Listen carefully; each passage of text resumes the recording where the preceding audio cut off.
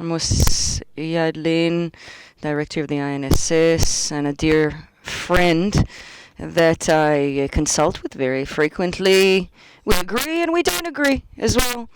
And of course, Udi Dekel, my dear friend of the INSS, Frank Lowy, head of the board of directors, בסדר? Pinchas Cohen, head of the board, the Israeli board, dear friends, distinguished guests, all, בסדר? Okay. אני לא שומעת. Good morning.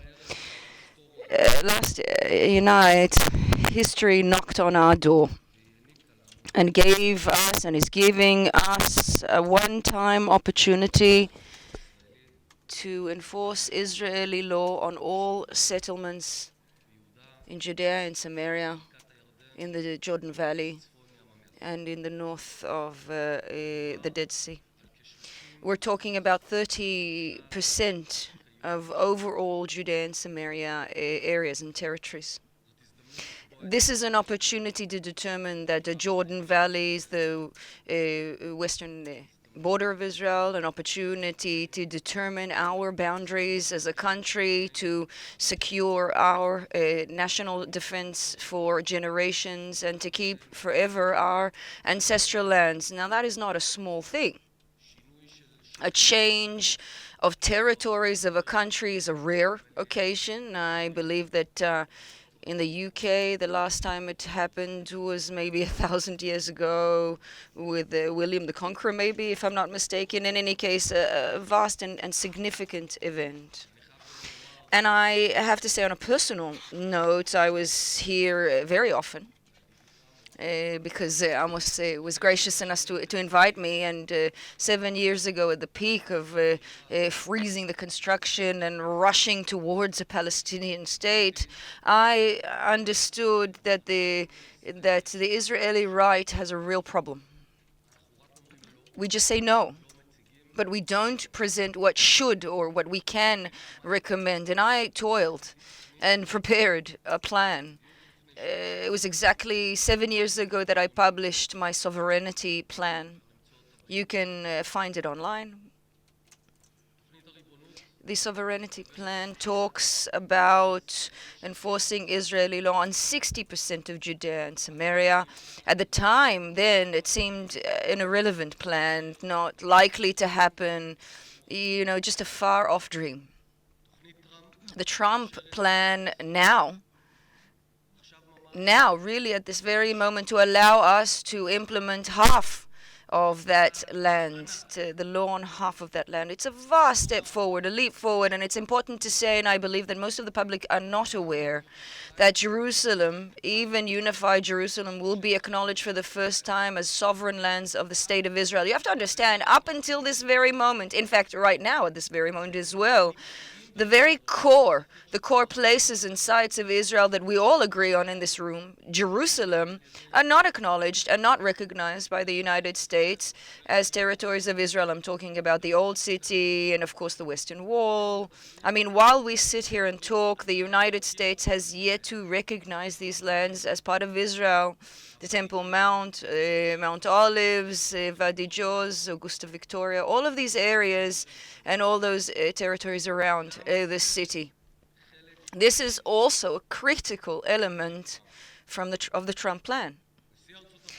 Now, the President of the United States, Mr. Donald Trump, the greatest friend of the state of Israel in the White House, said yesterday in a very clear manner, and you must enforce Israeli law on the majority of territories of Judea and Samaria immediately, without delay, in the following days, and the United States will recognize your sovereignty immediately. And dear friends, up until now, the UK has supported it. Some of the Arab states have supported it. This is a situation which is so much better than could have been imagined. It's the biggest opportunity for us as a state that we have had in the last 50 years.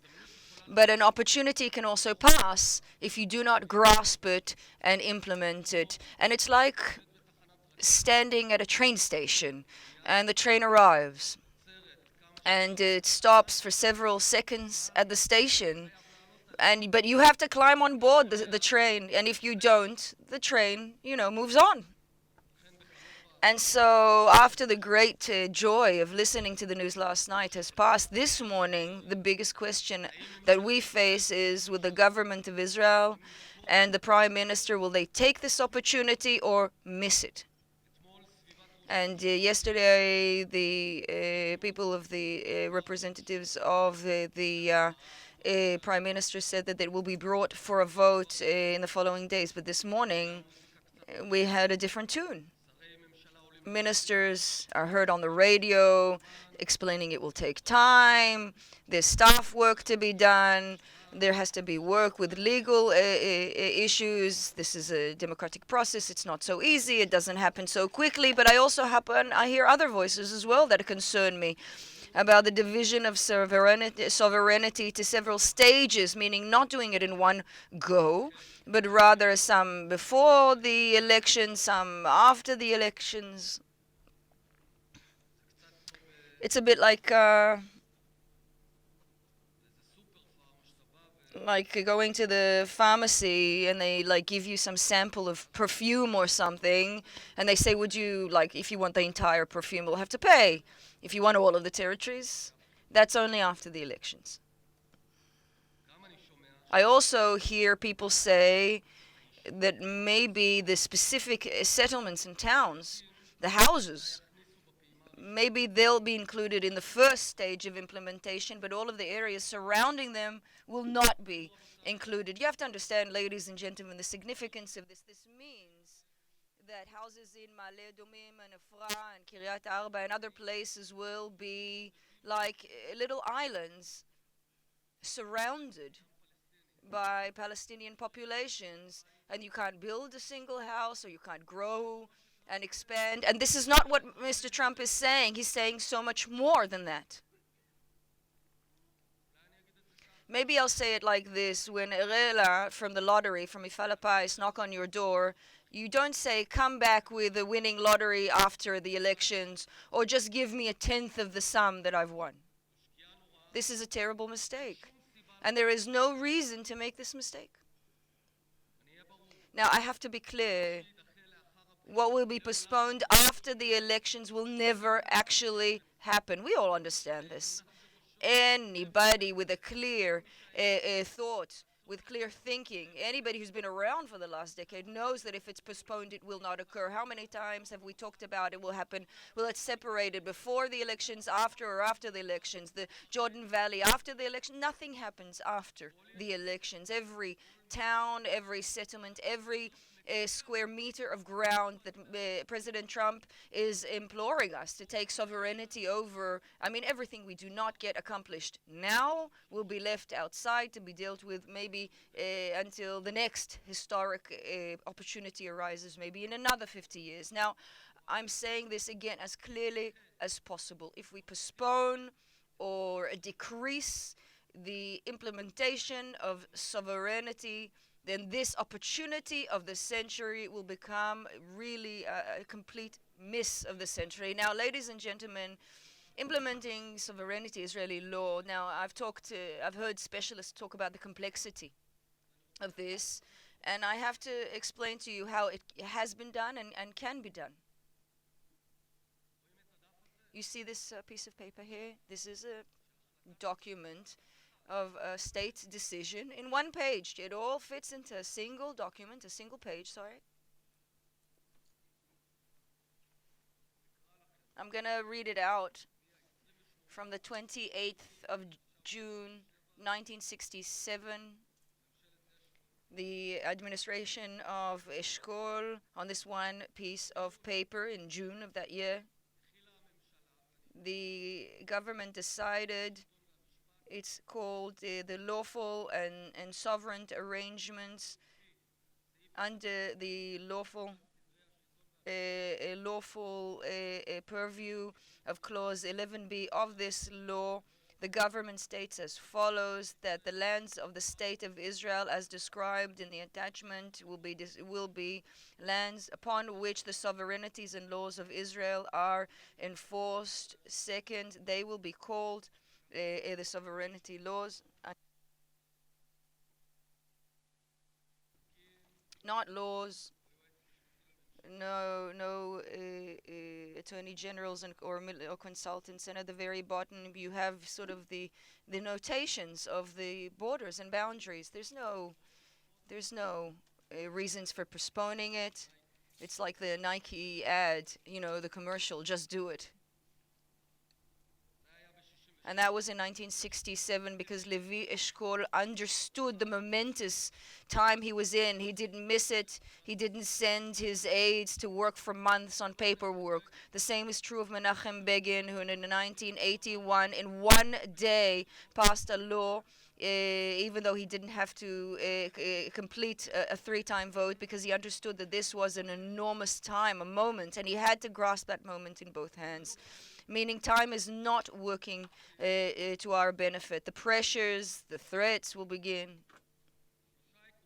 Three principles that I believe should be implemented in order to take this opportunity by Trump given to us is, first of all, enforcing sovereignty now, not after the elections. Two, enforcing sovereignty on the entirety of the territories stated by President Trump. And I have to emphasize in all of the conversations that I've had with the government officials, and the president also said this explicitly last night, the map is a conceptual map, meaning they're not saying this is the map and that is it, but rather they are saying, you, the Israelis, you prepare a specific map, a detailed map, but stayed within the conceptual map that we have proposed. Now, we cannot allow that a single town, a single Israeli be left out. And the third principle, that the government of Israel will not acknowledge a Palestinian state. And to the best of my understanding, there's no need for this. The Prime Minister said yesterday, he made his remarks already very clearly. To my understanding, he really has paved the way to bring forth this sovereignty into action. And I'm not only proposing things, I'm also doing things. It's not just words but actions. And therefore I am announcing this morning that last night I instructed on the establishment of a special team to implement the Israeli sovereignties and law on all Jewish settlements in Judea and Samaria and the Jordan Valley and in the areas north of the Dead Sea. This staff will begin its work immediately, and it will include all members of the staff, of the IDF, of civil administration, in Kogat, and in the relevant ministries. They will have to provide a support for 500,000 Jews that live in Judea and Samaria, Israelis, sorry. And an Israeli who wants to build, I don't know, a balcony on a house will contact, just like any Israeli, whether they live in Ariel or anywhere else, they will contact whatever people, the factors that they need to, just like any Israeli. So it won't be simple, but that will be the case. Dear friends, I come from the world of startups, and I learned that reality is not linear. In the day-to-day, perhaps it's linear. Things go, from A to B to C and so forth. But occasionally, a huge opportunity pops up. Maybe also great risks. And the wise thing here is to get as far away as you can from the risks, but to